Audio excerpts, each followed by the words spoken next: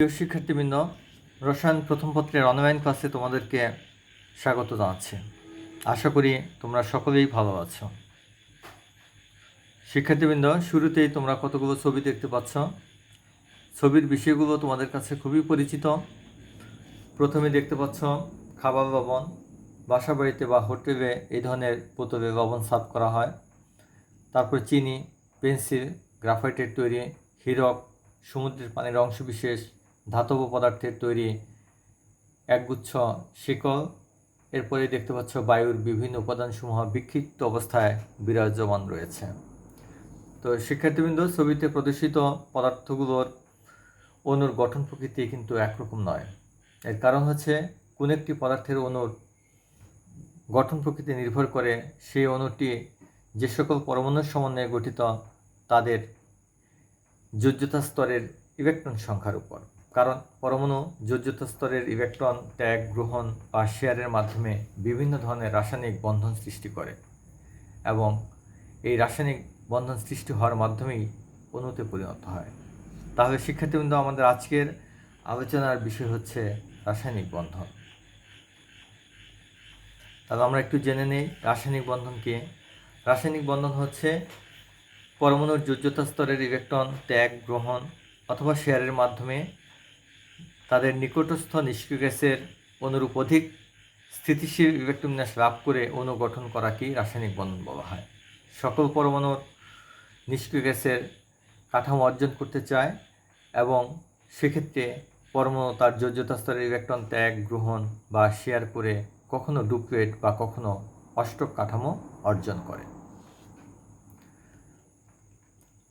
শিক্ষার্থীবৃন্দ, এখানে লক্ষ্য করো যে ইলেকট্রন ত্যাগ, গ্রহণ বা শেয়ার করার পরে যদি কেউ হিলিয়াম নিষ্ক্রিয় গ্যাস হিলিয়ামের অনুরূপ কাঠামো অর্জন করে সেটাকে বলা হয় ডুপ্লেট।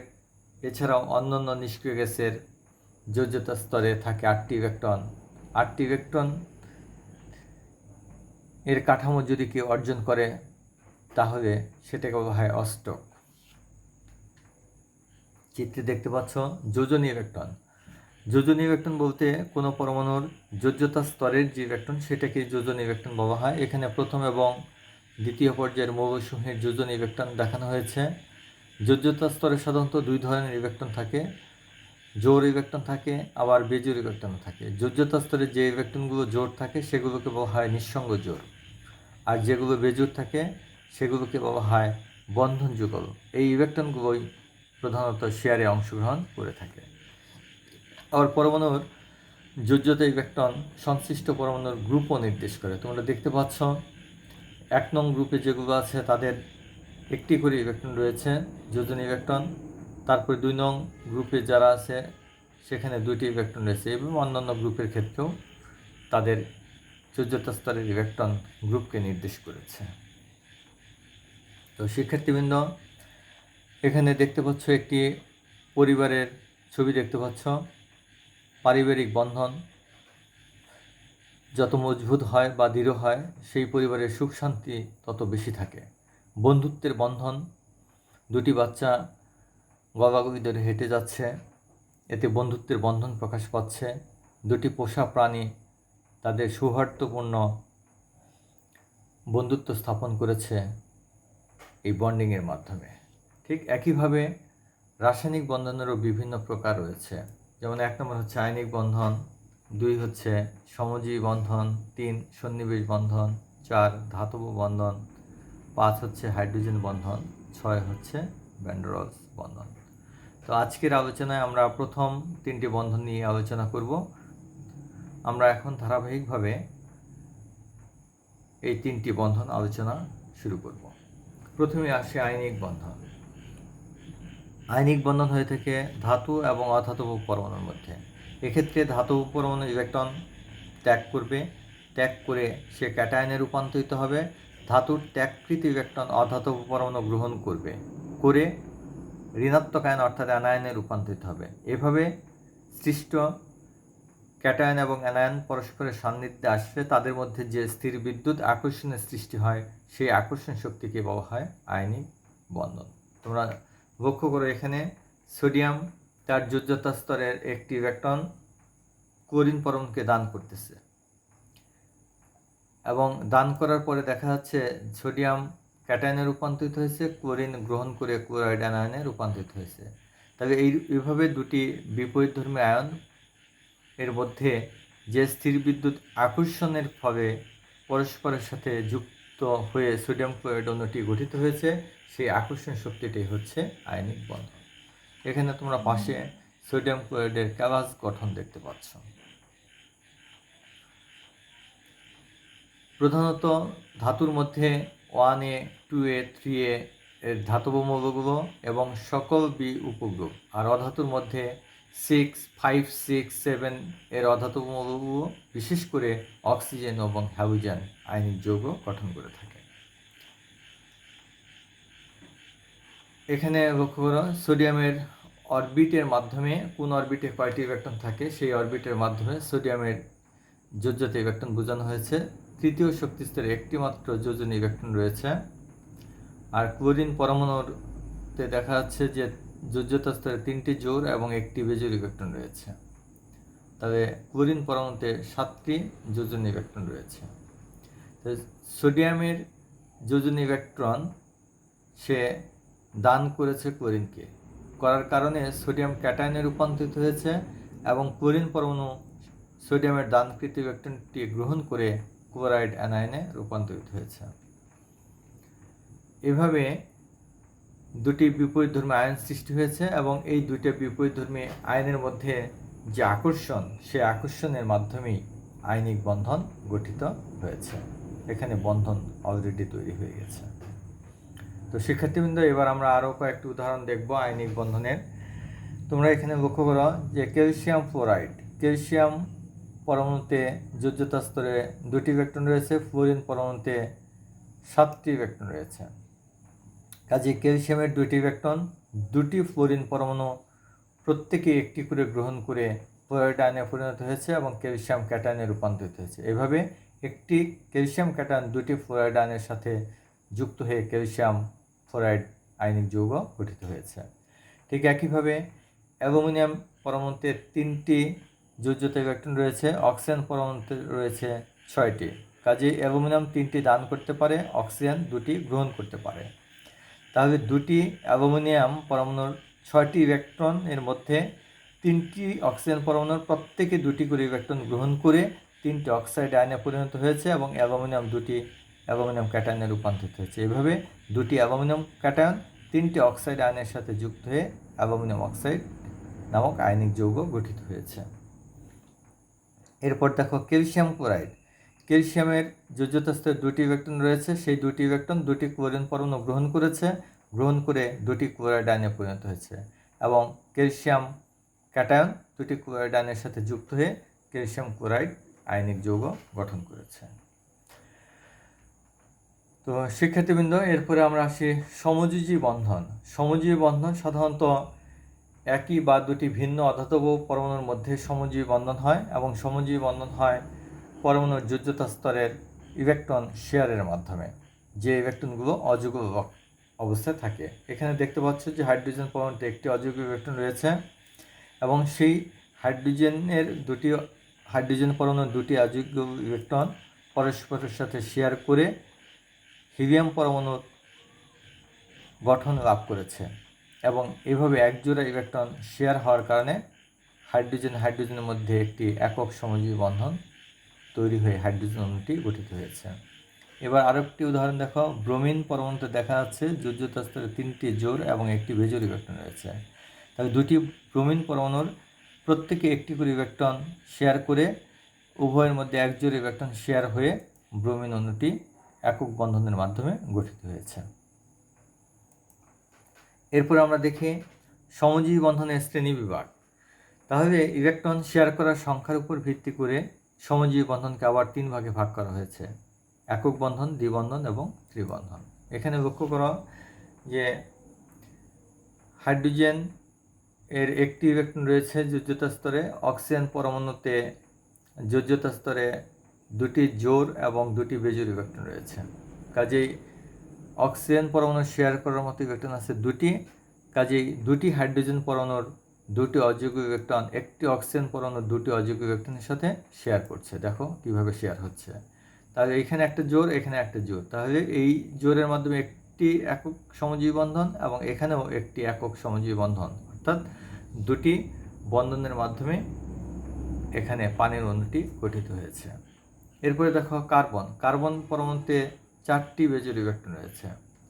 কাজে কার্বনের 4টি বেজোর ইলেকট্রন 4টি হাইড্রোজেন পরমাণুর 4টি বেজোর ইলেকট্রনের সাথে শেয়ার হয়েছে। এইভাবে 4 জোড়া ইলেকট্রন শেয়ার হওয়ার কারণে কার্বন হাইড্রোজেনের মধ্যে 4টি সমজীবী বন্ধন গঠিত হওয়ার মাধ্যমে মিথেন অণু তৈরি হয়েছে। এখানে আরও কিছু সমযোজী উদাহরণ তোমরা দেখতে পাচ্ছ। এরপর আমরা আসি দ্বিবন্ধন ও ত্রিবন্ধন। অক্সিজেন পরমাণুতে তোমরা দেখতে পাচ্ছ যে দুটি জোড় এবং দুটি বেজোর ইলেকট্রন রয়েছে। এই দুটি দিয়ে বেজোর ইলেকট্রন বোঝানো হয়েছে। তাহলে এই অক্সিজেন পরমাণুর দুটি বেজোর ইলেকট্রন, এই অক্সিজেন পরমাণুর এই দুটি বেজোর ইলেকট্রন পরস্পরের সাথে শেয়ার করেছে। যেহেতু 2 জোড়া ইলেকট্রন শেয়ার হয়েছে, কাজেই অক্সিজেনের মধ্যে একটি দ্বিবন্ধন তৈরি হয়েছে। এরপর নাইট্রোজেন পরমাণু ইলেকট্রনের সাথে তোমরা দেখতে পাচ্ছ যে একটি জোড় এবং 3টি বেজোড়, অর্থাৎ শেয়ার করার মতো ইলেকট্রন আছে 3টি।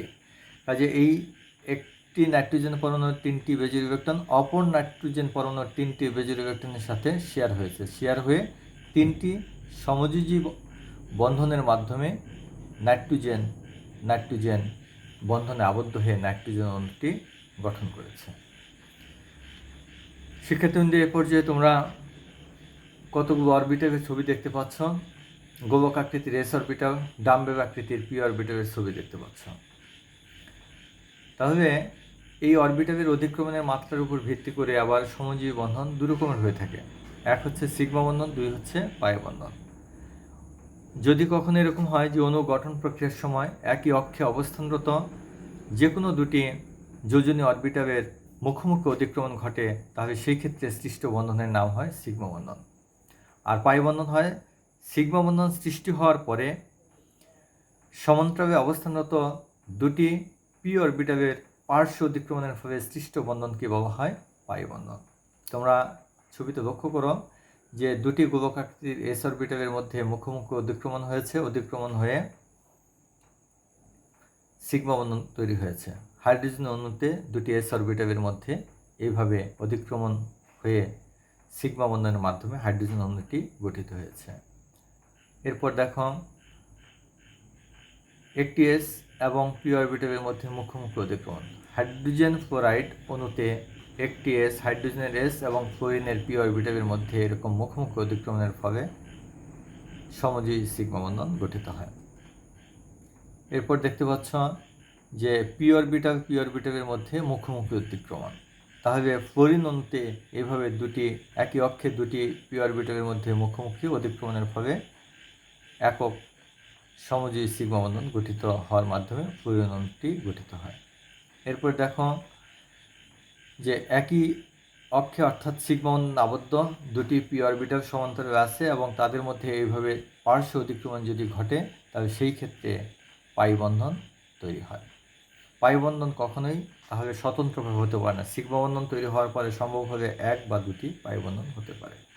তাহলে শিক্ষার্থীবৃন্দ, আমরা এক নজরে একটু দেখে নিই যে সিগমা বন্ধন এবং পাই বন্ধনের মধ্যে কী কী পার্থক্য হতে পারে।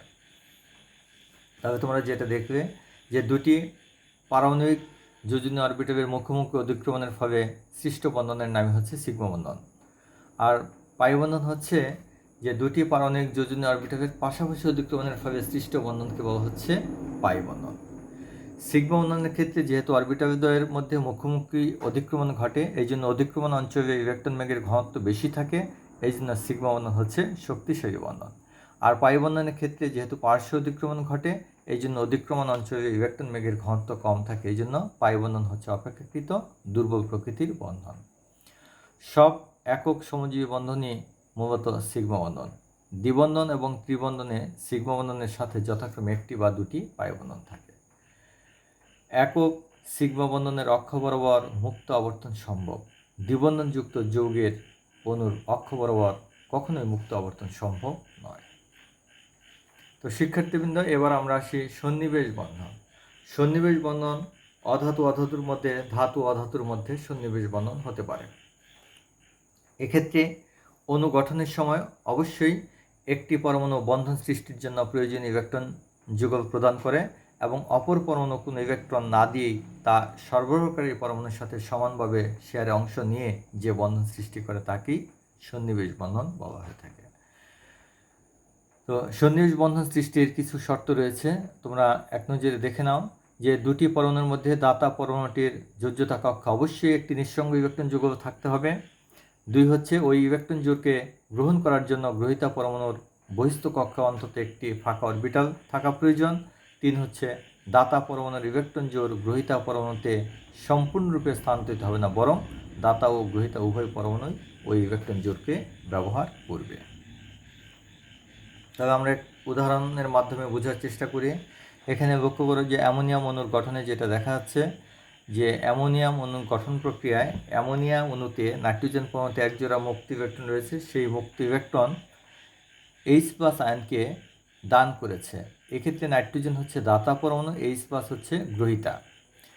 এই জন্য দাতা থেকে গ্রহীতা পরমাণুর দিকে একটি তীর চিহ্ন দিয়ে সন্নিবেশ বন্ধন প্রকাশ করা হয়েছে। তো এভাবেই অ্যামোনিয়াম অণুটি গঠিত হয়েছে। হাইড্রোনিয়াম আয়ন, পানির অণুতে অক্সিজেন পরমাণুতে 2 জোড়া মুক্ত ইলেকট্রন রয়েছে, তার মধ্যে 1 জোড়া মুক্ত ইলেকট্রন H+ আয়নকে দান করেছে। দান করে অক্সিজেন এবং হাইড্রোজেনের মধ্যে একটি সন্নিবেশ বন্ধন সৃষ্টি হওয়ার মাধ্যমে হাইড্রোনিয়াম আয়ন গঠিত হয়েছে। আমরা আরও 2টি উদাহরণ দেখব। দেখো, অ্যামোনিয়া এবং বোরন ট্রাইফ্লোরাইডের মধ্যে অ্যামোনিয়া অণুতে নাইট্রোজেনের 1 জোড়া মুক্ত ইলেকট্রন রয়েছে, সেই মুক্ত ইলেকট্রন বোরন ট্রাইফ্লোরাইডের বোরন পরমাণুকে দান করেছে। এদের মধ্যে একটি সন্নিবেশ বন্ধন তৈরি হওয়ার মাধ্যমে যৌথ যৌগ গঠিত হয়েছে। এরপরের যে উদাহরণটি, টেট্রা অ্যামিন কিপ্রিক আয়নে কপার আয়নের সাথে 4টি অ্যামোনিয়ার প্রত্যেকেরই এই অণুতে নাইট্রোজেনের 1 জোড়া করে মুক্ত ইলেকট্রন রয়েছে, সেই মুক্ত ইলেকট্রন কপার আয়নকে দান করে এভাবে 4টি সন্নিবেশ বন্ধন গঠনের মাধ্যমে টেট্রা অ্যামিন কিপ্রিক আয়ন গঠিত হয়েছে। তো শিক্ষার্থীবৃন্দ, আশা করি আজকের ক্লাসটি তোমরা মনোযোগ সহকারে শুনেছ। আজকের পাঠ এখানেই শেষ করছি। তোমাদের সকলকেই আন্তরিকভাবে ধন্যবাদ জানাচ্ছি। আল্লাহ হাফেজ।